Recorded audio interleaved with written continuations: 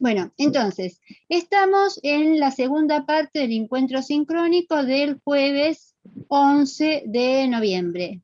Y estamos analizando adolescencia.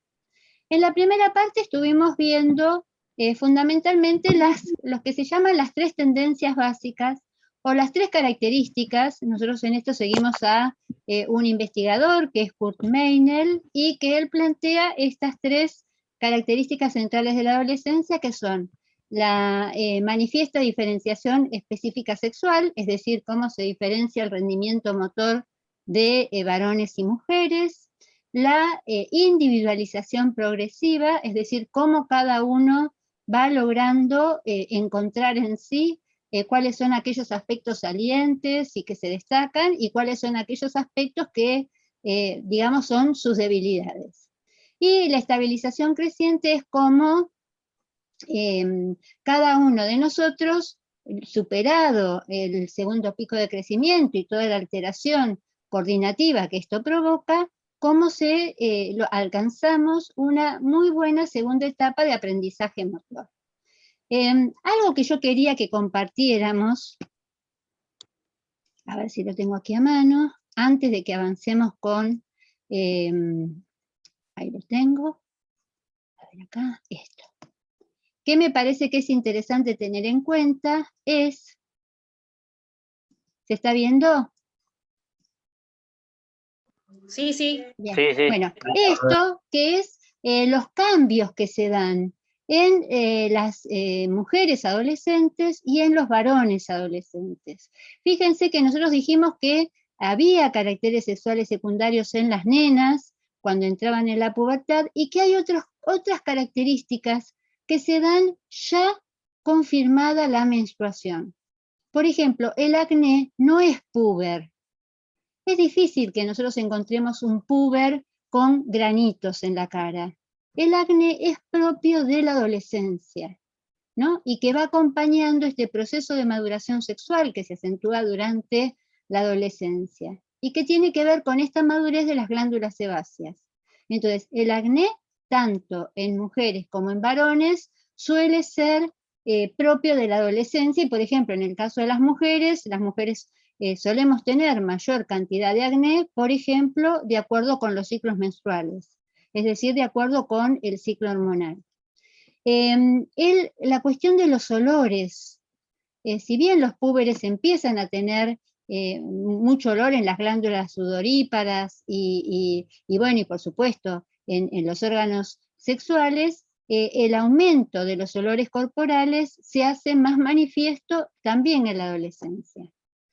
Esto que yo ya comentaba en el encuentro anterior, cómo al haberse incrementado el tejido adiposo, cambia la forma corporal de las mujeres, que es uno de los factores que genera tanto problema, sobre todo para las deportistas, que basan gran parte de su rendimiento en el dominio de su propio cuerpo. Por ejemplo, las gimnastas, las patinadoras, las que hacen saltos ornamentales, es decir, todos aquellos deportes donde la representación del propio cuerpo y sobre todo el manejo del propio cuerpo en el aire, cómo incide este cambio de la conformación de la morfología corporal, ¿no? Fíjense cómo se ensanchan las caderas, cómo cambia la forma de pélvica, y bueno, y por supuesto el aumento, ya no solamente, esto se da tanto en mujeres como en varones, ahora vamos a ver los varones, el aumento del vello corporal en general, ¿sí?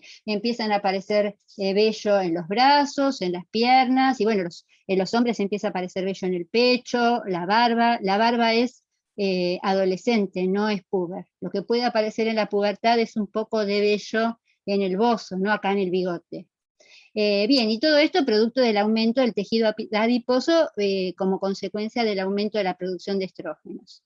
Y de los varones, fíjense lo que decíamos recién, ¿no? El acné, el engrosamiento de la voz, producto de que cambia la forma de la laringe, es decir, esto que ustedes ven que empieza a aparecer en los hombres, que es la nuez de Adán, en realidad es el cambio del formato de la laringe, que al tener otra caja de resonancia en las cuerdas vocales hace que la voz de los hombres sea más grave.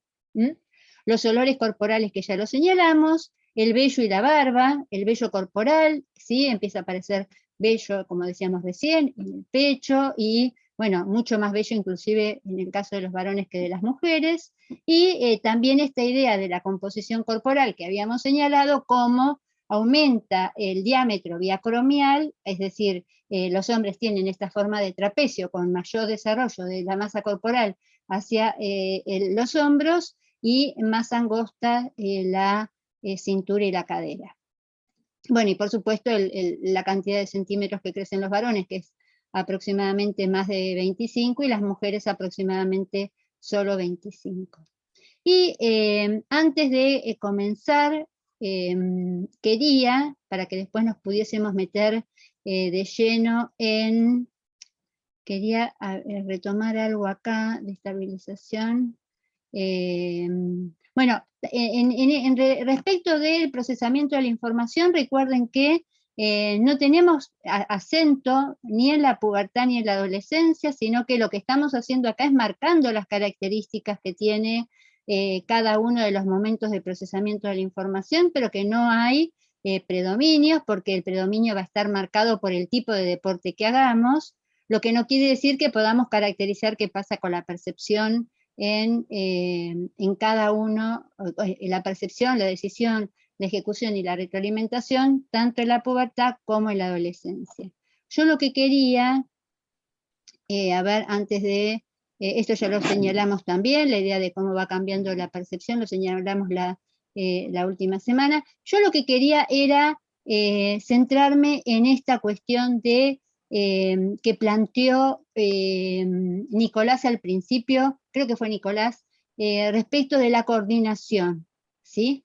Una característica que se suele dar, y después me gustaría hablar algunas palabras en relación con lo intelectual y lo afectivo, es que sobre el final de la adolescencia, esto que planteó Nicolás tiene que ver con esto que ustedes tienen aquí, y que me parece importante señalarlo, para que no demos lugar a malas interpretaciones.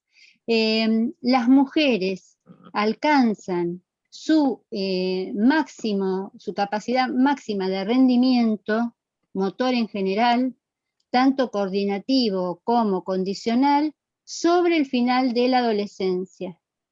Y algunas mujeres con muy buen entrenamiento lo siguen mejorando, ¿sí?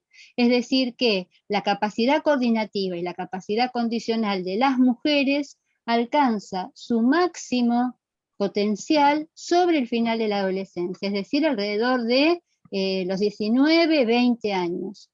Por eso uno llega a ver situaciones que lo sorprenden, como por ejemplo se ven en deportes como el tenis, donde ahora por suerte están apareciendo jugadoras que van como retrasando su rendimiento, pero uno ha llegado a ver jugadoras que eran adolescentes ya jugando en la ATP, ¿sí? Es decir, torneos de ATP, torneos internacionales de mayores.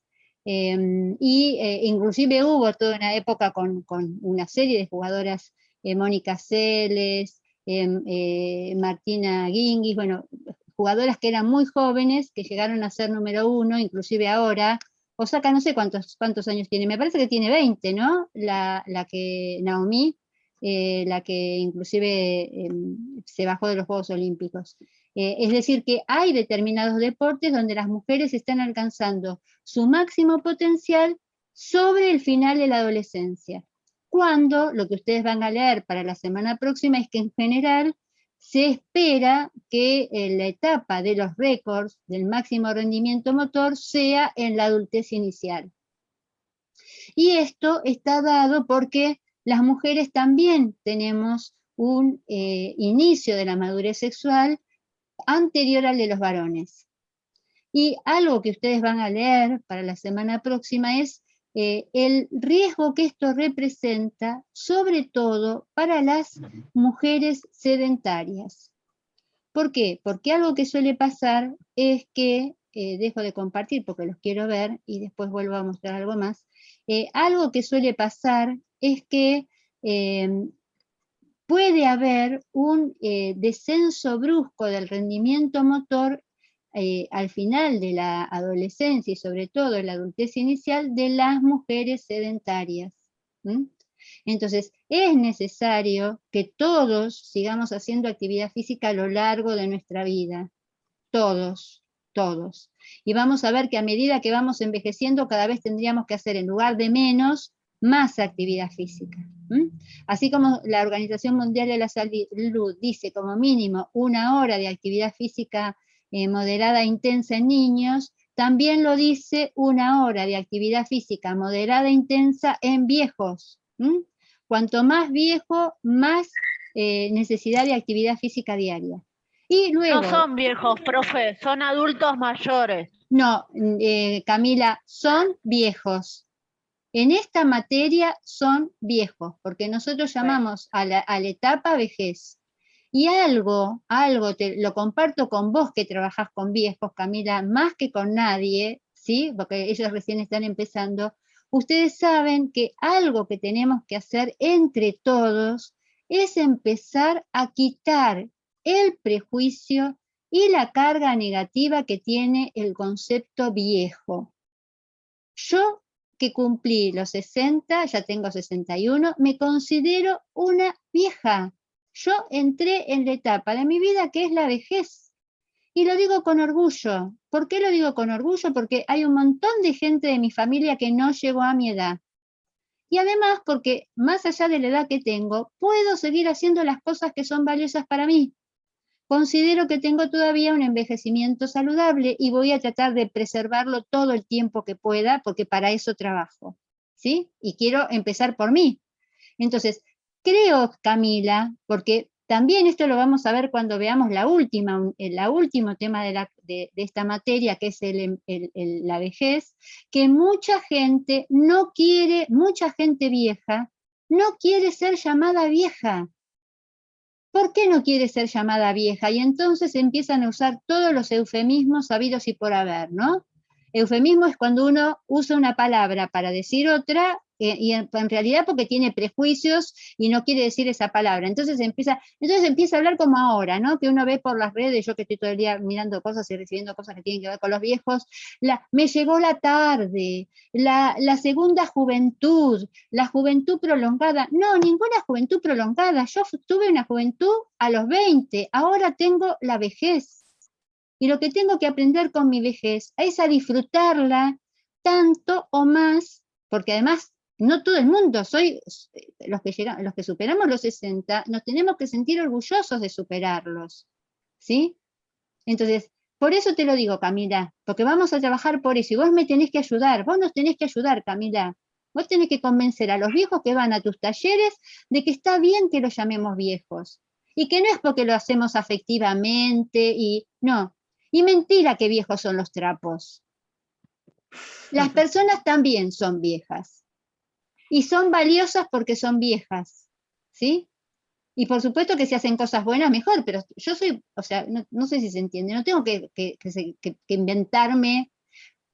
Que después la Convención Interamericana sobre la Protección de las Personas Mayores lo llame personas mayores. Esto tiene que ver, lo vamos a explicar en su momento, con una convención, porque ante todo, los niños son personas, ante todo, los discapacitados son personas, y ante todo, los viejos son personas.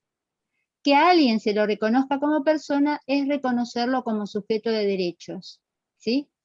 Y para no ponerle persona vieja, lo que se le pone es persona mayor, ¿sí? Pero la idea es dejar de lado los eufemismos y aceptar a partir de quitarle la connotación negativa al concepto viejo. Yo milito para eso.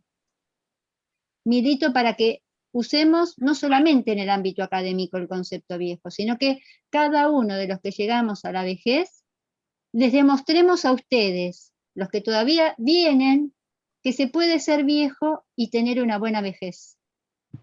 Porque la vejez no es más que un momento más de la vida.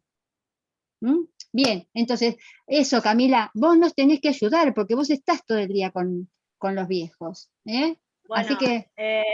yo le ayudo, pero un punto más a la materia.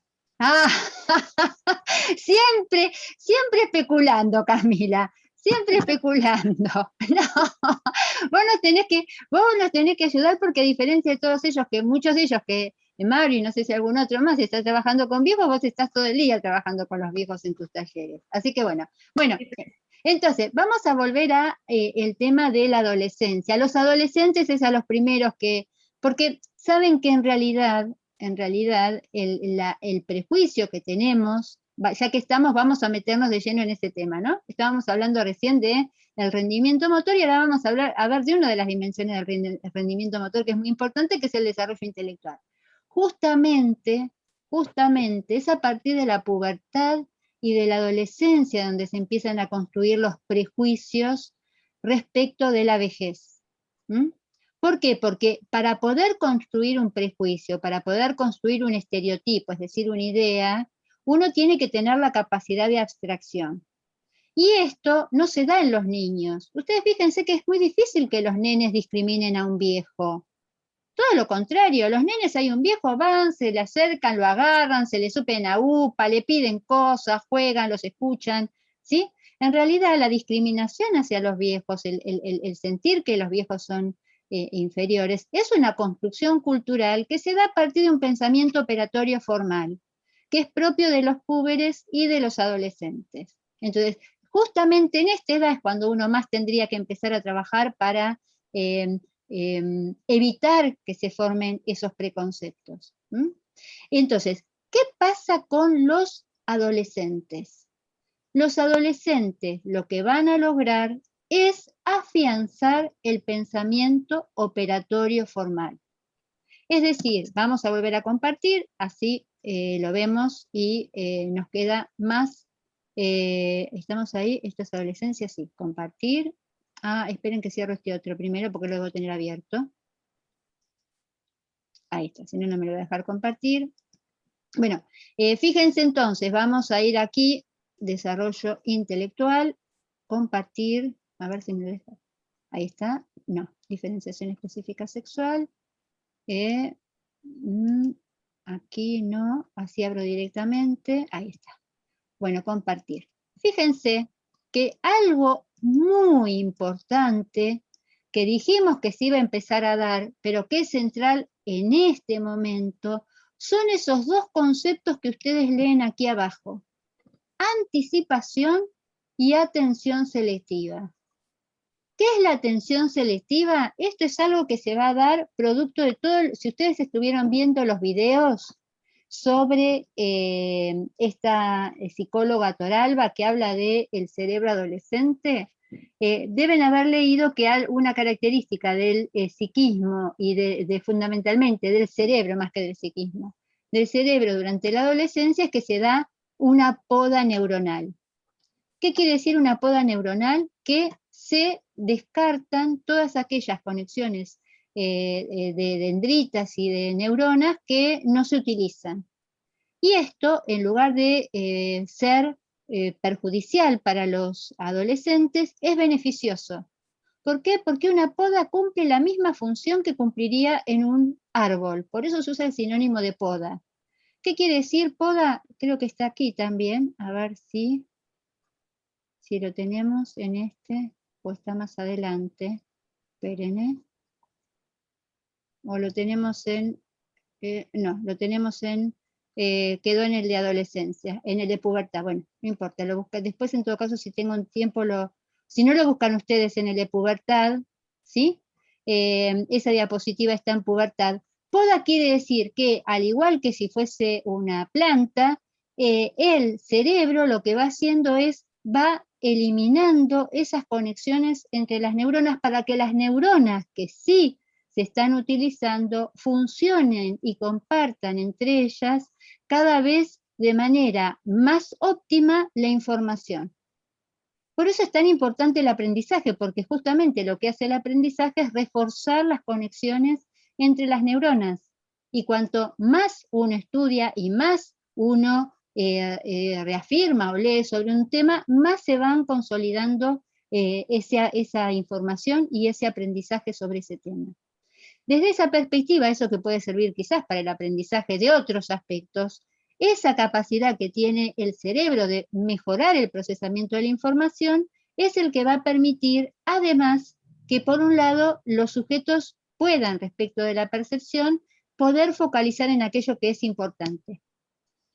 Y el otro aspecto que es también muy valioso y que va a beneficiar muchísimo el pensamiento táctico es lo que se llama la anticipación táctica, es decir, la capacidad de imaginarse jugadas antes de que las jugadas se den.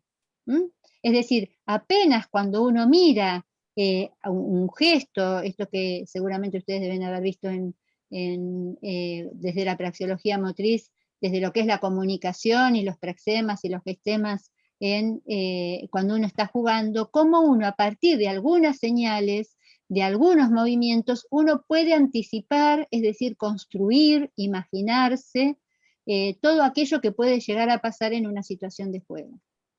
Y la anticipación táctica y la atención selectiva no son posibles si mi cerebro no llegó a una forma de funcionamiento que es el de la inteligencia lógico-formal, operatoria formal, pensamiento abstracto o pensamiento hipotético-deductivo. Recuerden que son todos sinónimos. Los vuelvo a repetir.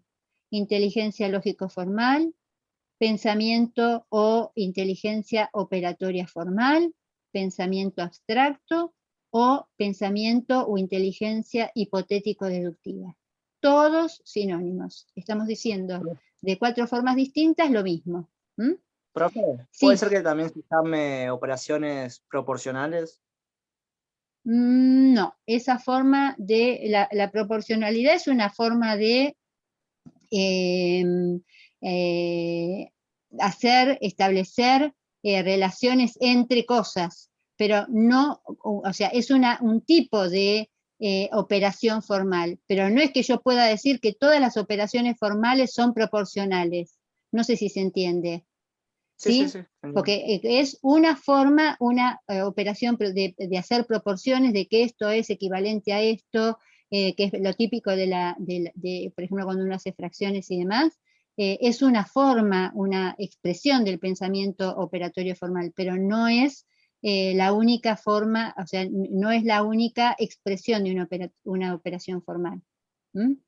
Bien, ¿alguna otra pregunta respecto del desarrollo de la inteligencia? Sí, ¿No? profe, yo... Sí, Nicolás, todas las que sean necesarias. ¿Puede ser que haya 2 tipos de anticipación? La anticipación perceptiva y la anticipación táctica. Sí, hay dos, en realidad hay, a partir de la atención selectiva, ¿sí? Vos lo que desarrollás es tu capacidad de anticipar. Y entonces, haces una anticipación perceptiva cuando vos, sin haber llegado a ver todo lo que pasa, ¿sí? Estás construyendo parte de lo que no viste, ¿sí? Es decir, por ejemplo, vamos a dar un ejemplo de anticipación perceptiva.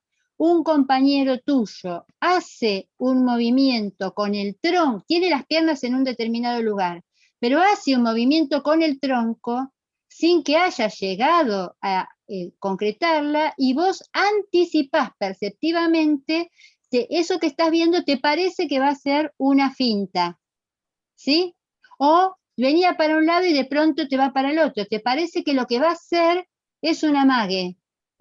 O de pronto tenía la pelota y está llevando el brazo hacia atrás y vos estás anticipando perceptivamente que en una de esas, si estás jugando al fútbol, te va a hacer un pase de faja. Eso sería anticipación perceptiva. Es decir, que vos, a partir de esa mínima señal que estás viendo, primero tenés atención selectiva. ¿Qué es atención selectiva? Focalizar la atención en lo que lo tenés que focalizar. Y deja de estar mirando si vuelan los pajaritos, hay alguien en la tribuna gritando, no. Vos tenés que estar, la atención selectiva es la que te permite concentrarte. A partir de que vos estás concentrado y mirando lo que tenés que mirar, podés anticipar perceptivamente a partir de una mínima señal. Y la anticipación táctica sería elegir lo que vas a hacer, aun cuando el otro todavía no te haya terminado de mostrar lo que va a hacer. Entonces vos decís, bueno, a ver, si esto que hizo me parece que es una finta, ¿sí? Yo voy a estar preparado o lo voy a ir a agarrar por acá, ¿sí? Porque yo ya percibí que esto podía ser una finta. Pero si él no sale por acá, también tengo que pensar que quizás me está amagando y estar preparado a que si no sale por acá, lo tengo que ir a agarrar por el otro lado, ¿sí? Eso sería una anticipación táctica. Pensar que puede salir por acá porque pero que quizás esto que yo lo estoy viendo es un engaño y que va a salir para el otro lado. Y tengo que estar preparado para marcarlo por acá o marcarlo por allá. Eso es anticipación, atención y anticipación, perceptiva y táctica. Bien, ¿alguna otra pregunta sobre el desarrollo intelectual? ¿No? Vamos a ir a lo último. Bueno, esto te recuerdan que ya lo vimos, que en la pubertad hay una etapa de acomodación porque los estados están alterados, hay una alteración de las capacidades coordinativas, entonces hay una alteración estructural, y que lo que vamos a ver en la adolescencia es cómo todo se reacomoda, digamos, ¿no? Y un predominio cada vez mayor de en la captación abstracta de las relaciones euclidianas.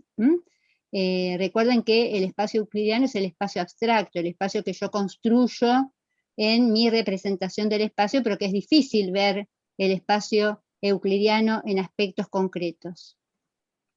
Y esto, para ir terminando ya con el encuentro de hoy, vamos a hacer alguna mención, más allá de que este sea el tema del taller de mañana, vamos a hacer alguna mención a las características propias de la adolescencia. Si hay un término que caracteriza el desarrollo afectivo del adolescente, es la rebeldía. El puber todavía no, el puber se está preparando para, pero el rebelde es el adolescente. ¿Y por qué decimos que un adolescente es rebelde y en qué lo manifiesta? Porque hay duelos. ¿Cómo? Porque hay duelos. Sí, Camila, hay duelos, ¿sí? Hay duelos, son estos 3 duelos que habíamos comentado y que ustedes los tienen en el texto, que los plantea Arminda Verasturi, el duelo, y que ya algo comentó Cecilia la semana pasada, el duelo por el cuerpo, ahí los tienen, el duelo por el cuerpo infantil, por la identidad de niño y por padres de la infancia. Pero fundamentalmente, ¿a qué se debe esta rebeldía? ¿Qué es lo que empieza a pasar con el adolescente que no pasaba con el niño y empieza a manifestarse con el puber, pero que todavía no está en su plena expresión? La diferenciación de la endogamia, cuando empieza a conformar grupos. A ver, acá aparecen 3 cosas. Apareció lo de los grupos de Leonardo, apareció lo de la identidad de Camila y apareció lo de... Edwin, dijiste algo y no lo llegué a escuchar. La construcción de la identidad. Bien, la construcción de la identidad, los grupos y bueno, y me faltó alguien que dijo una tercera opción. Fíjense que acá lo que pasa fundamentalmente es cómo esta posibilidad de pensamiento operatorio formal unido a el duelo, o sea, no es que, acuérdense como decimos siempre, no es que una cosa va por un lado y la otra cosa va por el otro, no, acá se da todo de la mano. Por un lado, la posibilidad de empezar a pensar de manera abstracta me lleva a cuestionarme o me lleva a plantearme la validez de aquello que me están proponiendo. Entonces, uno de las primeras, más allá de todo lo que les sugiero que miren el video donde la profesora Almada cuando hablamos de pubertad explicó el complejo de Edipo y todo lo que eso implica a partir de la reedición del complejo de Edipo en la pubertad, y cómo esta cuestión de enfrentamiento para superar ese conflicto psíquico que se genera, empieza a tener, gracias a una herramienta tan potente como es el pensamiento operatorio formal, cómo objeto de la discusión y del cuestionamiento a los padres. Y ahora me acordé, el tercer elemento era el que había traído Camila de las normas. Una de las primeras cuestiones que se empiezan a poner en discusión son las normas. Por eso ustedes tienen allí que dice nuevas pautas de convivencia. Profe, Sí. ¿puede ser que esto es así porque para ellos nada ya es indiscutible? Como cuando Bueno, era niño.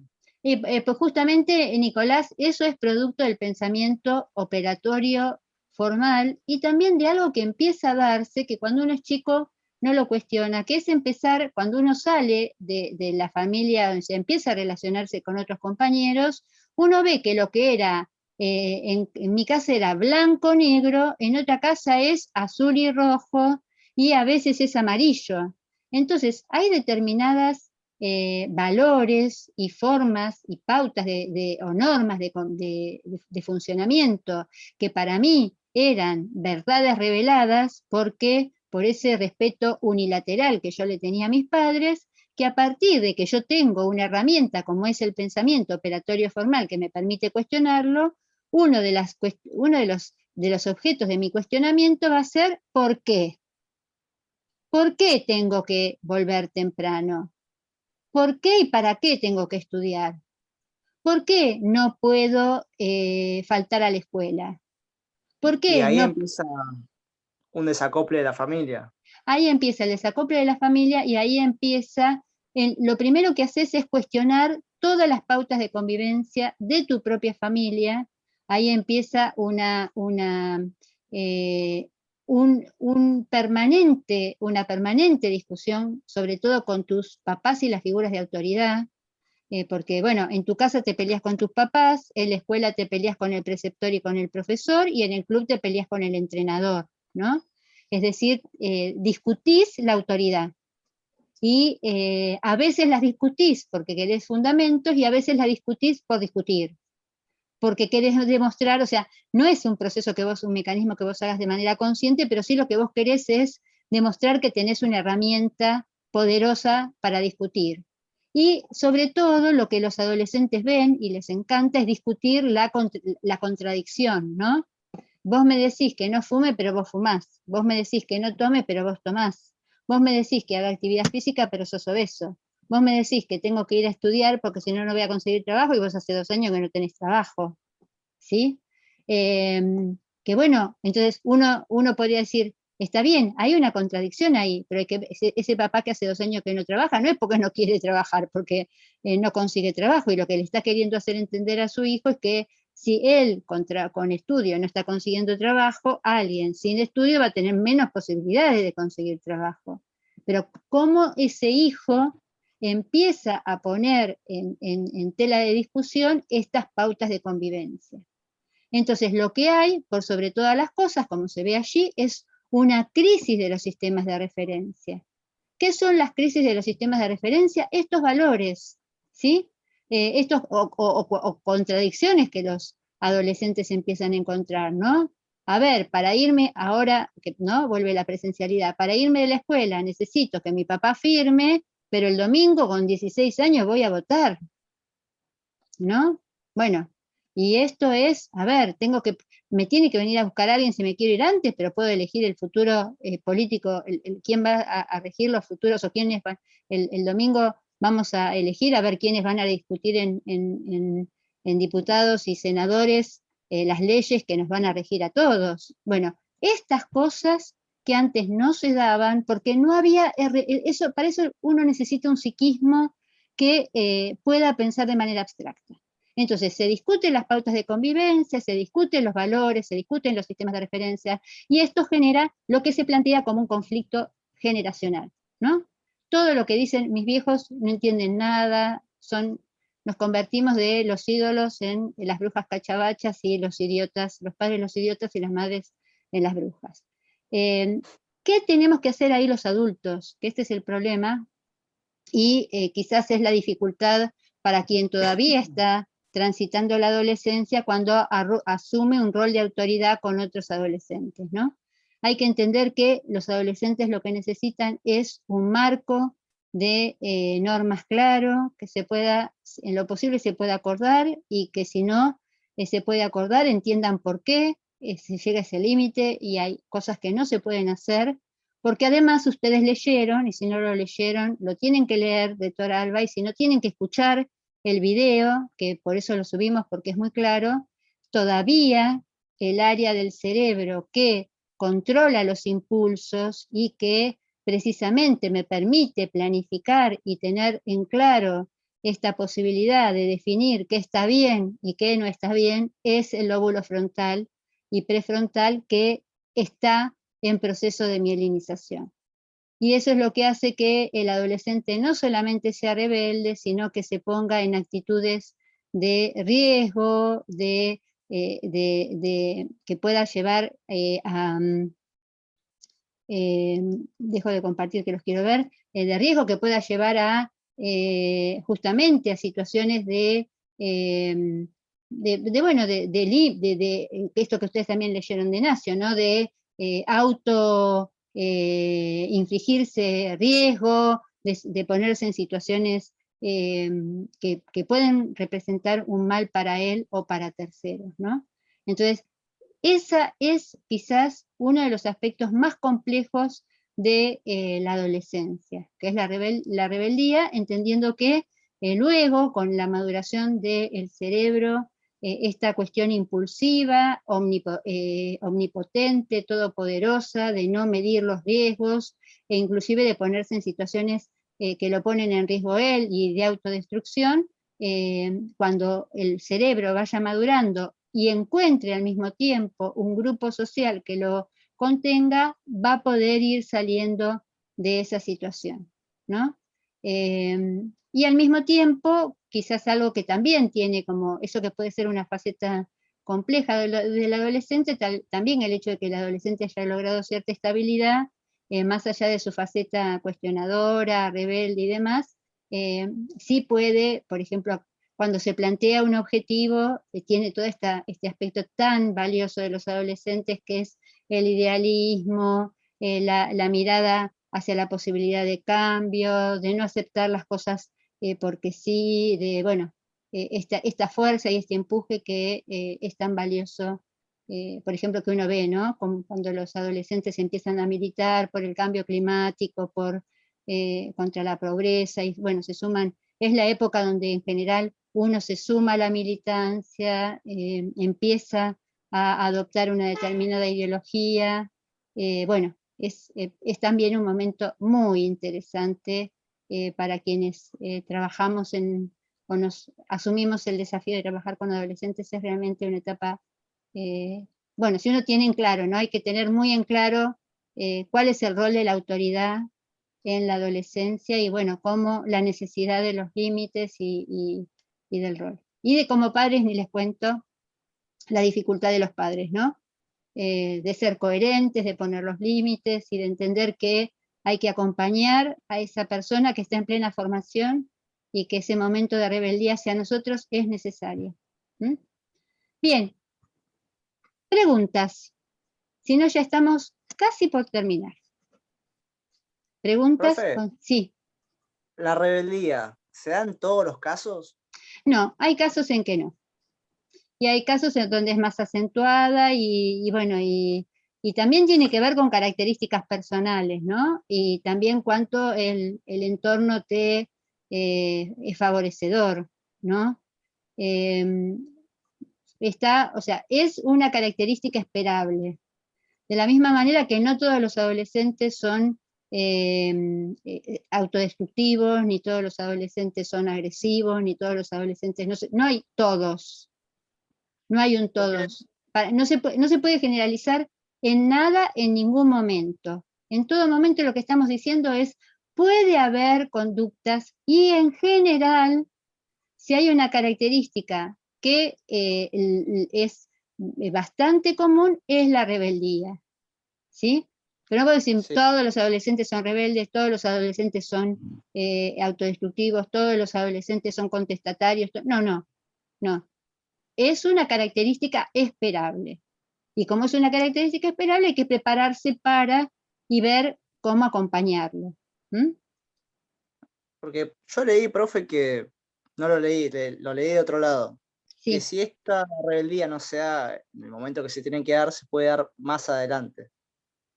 Es parte de la mitología, ¿no? Como que te dicen, ay, si vos no saliste cuando eras adolescente, si no tuviste la época de boliches de los adolescentes, en algún momento la vas a tener que tener, ¿no? ¿Quién dijo que la vas a tener que tener? ¿O quién dice que en algún momento de tu vida te tenés que volver un rebelde? O que la rebeldía tiene que ser, quizás tú fuiste rebelde o sea, no tuviste que estar peleándote con los demás o discutiendo con los demás para estar cuestionando las normas de tu núcleo familiar. Quizás transitaste una época de pelea con tu familia a partir de un proceso de aislamiento, ¿sí? Hay distintas formas. Te podés salir a pelear o te podés encerrar en tu pieza y no comunicarte con nadie. Y eso también es una manifestación de que no estás de acuerdo con lo que está pasando afuera. Y eso, hay como mucho, hay como esta cuestión de bueno, si no lo hiciste en tal época, o eso que te dicen los padres, no, tenés que salir ahora, porque después vas a salir después, cuando tengas hijos, eso lo vas a hacer. Y hoy en día la realidad es que es muy difícil, o sea, me parece que es necesario pensar con apertura, ¿no? Y es más, esto que yo estoy planteando también pensarlo con apertura. Estar preparados para que si tenés un adolescente que viene y te cuestiona todo, no es porque vos tiene un problema con vos. Es un adolescente, está queriendo cuestionar, y lo que tenés que tener cuidado es qué es lo que haces vos. Porque a veces lo que los adolescentes nos hacen es marcarnos nuestras propias contradicciones, ¿no? Todo el tiempo, no te dejan pasar una, no te dejan pasar una. ¿Sí? Y aparte, ya no es como en la primaria que vos llegas con un grupo de los chiquititos y decís, bueno, todo el mundo hace esto. No, con los adolescentes no, vas a tener que estar hablando, negociando, justificando por qué las cosas se hacen así, qué puede pasar si las cosas no se hacen así. Y aún a veces vos explicás y decís, y eso no quiere decir que va a evitar una conducta autodestructiva, una pelea, una agresión, un abandono de la actividad que estoy haciendo. No es así, el psiquismo humano no es que todo es así. No, estamos pensando, dando algunas pistas para pensar y prepararnos para lo que uno se puede encontrar cuando va a trabajar al club, cuando va a trabajar a un grupo de una parroquia, cuando va a trabajar a un comedor, cuando va a trabajar a un plan social o cuando está entrenando un equipo. ¿Mm? Eso. Profe, Sí. por ejemplo, si trabajamos con adolescentes, ¿no? Este tipo de conductas son muy recurrentes al menos a mí me ha pasado, pues, que por ahí no le está hablando algo a un jugador y le dice, no, pero si yo juego de esta forma me resulta más cómodo, pero uno desde la táctica o desde alguna tabla o algún movimiento, uno le está mostrando que para el equipo lo ideal es que él juegue de esta forma. Ajá. Pero a veces no lo entienden. ¿Cómo sería una forma de tratar, no sé si de convencerlo, pero sí de llegar a un acuerdo, porque a veces se complica? Y más que todo en el fútbol, donde manejamos diferentes egos. Capaz que hay jugadores, como dice usted, que uno les habla y ellos entienden enseguida. O sea, reaccionan a diversos estímulos. Hay algunos que les gusta, o no que les gusta, pero reacciona cuando uno le habla un poquito más fuerte y es como que se pone las pilas y está activo. Y hay otros que hay que acompañarlo. No, vení, mira, te explico esto y lo entiende. ¿Cuál sería una forma, no sería la ideal, pero sí la intermedia como para manejar este tipo de situaciones? Bueno, yo creo que, o sea, una de las cuestiones fundamentales es esto que se llama el principio de autoridad, ¿no? Que no es lo mismo que autoritarismo, sino que demostrar cotidianamente, a partir de lo que uno hace, de la coherencia, que uno está en ese lugar y sabe lo que está proponiendo. Y que es probable que en algún caso esté errado, pero que precisamente uno está en ese rol, como se dice, está investido del rol de entrenador porque tiene la formación y la experiencia para. Entonces, en lugar de ir al choque y al enfrentamiento, decir, mira, yo estoy viendo que esta es la mejor forma. Hagamos una cosa, probemos esta forma que yo te estoy proponiendo, y si vemos que de esta forma que te estoy demostrando, te estoy explicando, te explico, te estoy diciendo que esta es la forma, luego lo podemos revisar. Pero si en este equipo cada uno de ustedes va a jugar de la forma que le parece mejor, esto no es un equipo. Porque vos, o sea, por eso te digo que hay que saber mucho, porque vos podés estar pensando en qué es lo que vos podés aportar. Pero yo como entrenador estoy mirando lo que cada uno de ustedes puede aportar. Entonces vos no jugás solo. Yo estoy mirando lo que cada uno, y lo que nosotros necesitamos como equipo que vos aportes es esto. Quizás una de las cosas que más cansadoras es de los adolescentes es que tenés que explicar, fundamentar con firmeza, ¿sí? Y con mucho conocimiento y con mucha coherencia.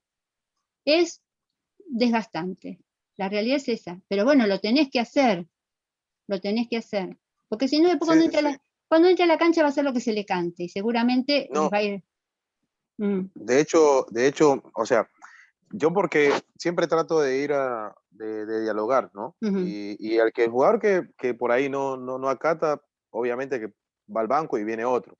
Porque como lo que acaba de decir usted, siempre priorizo el equipo, porque esto es lo principal, ¿no? Las individualidades, ¿no?